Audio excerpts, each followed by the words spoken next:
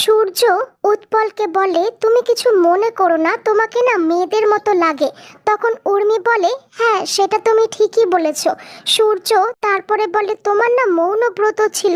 তখন উর্মি বলে, আসলে ভয় পেয়ে আমি আমার ব্রতর কথা ভুলে গেছি। সূর্য বলে, ঠিক আছে তোমরা পড়াশোনা করো, আর দেখো ভাই যেন আউট হাউসে কোনোভাবে না যায়। রূপাকে স্কুলে পৌঁছে দেওয়ার পরে দীপা নিজে যখন কলেজে যাওয়ার জন্য অটোতে ওঠে, তখনই সেই অটোটাও খারাপ হয়ে যায়, যার জন্য আজকেও দীপার ক্লাসে আসতে অনেকটাই দেরি হয়ে যায়।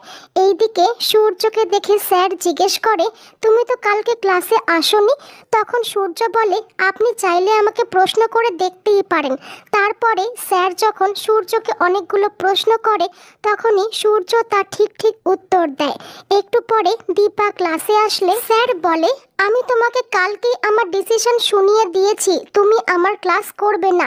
দীপা ক্ষমা চেয়ে বলে, এরপরে আর আমি ক্লাসে দেরি করে আসব না। একটু পরে সপ্তর্ষি স্যার এসে সেই স্যারকে বোঝায় দীপা অন্য লোকের আউট হাউসে থাকে, ও অনেকটাই প্রবলেমে আছে, সেই জন্য ওকে এইবারের মতো ক্ষমা করে দিন। ঠিক কন্টিনিউ স্যারকে উস্কে যায়। তখনই সূর্য বলে, যদি আগের দিন ক্লাস না করার জন্য পরের দিন ক্লাস করতে পারবে না এরকমই নিয়ম হয়, তাহলে আমিও ক্লাস করব না। তখনই সপ্তর্ষি স্যার বলে, একটা ভুলের জন্য ওই মেয়েটাকে দীপান্বিতাকে ক্ষমা করা যায় না। ঠিক বলে, আমি আমার বাবাকে গিয়ে কমপ্লেন করব যে এই দুটো স্টুডেন্টের জন্য স্যার ক্লাস নিতে পারছে না। একটু পরে ইরা এসে দীপার ব্যাপারে বলে, দীপার জন্য যদি ক্লাসটা আবার করে রিপিট করতে হয় তাহলে সেটা স্টুডেন্টদের জন্য ভালো হবে না। তার থেকে ঋত্বিক না হয় দীপাকে কয়েকটা প্রশ্ন করবে, এটা দেখার জন্য যে দীপা বাড়িতে পড়াশোনা করে। তো আমরা দেখতে পারবো ভিক্টর একজন শেফ সেজে সেনগুপ্ত বাড়িতে আসে, যাতে সারাক্ষণ সে তিস্তার সঙ্গে থাকতে পারে।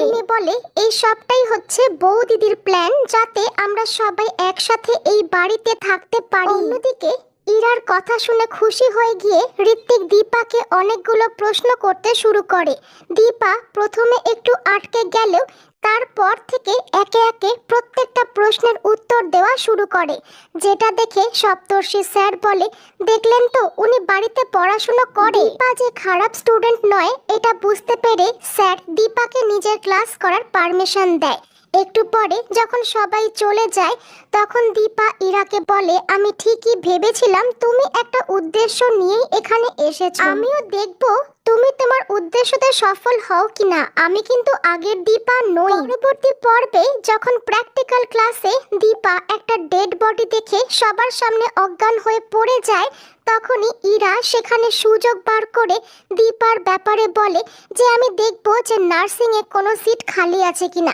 এতটা বল মন নিয়ে তো আর ডাক্তারি করা যায় না। এরপরে সূর্য যখন দীপাকে নিজের বাড়িতে নিয়ে আসে, তখনই সোনারূপা দীপার এই অবস্থা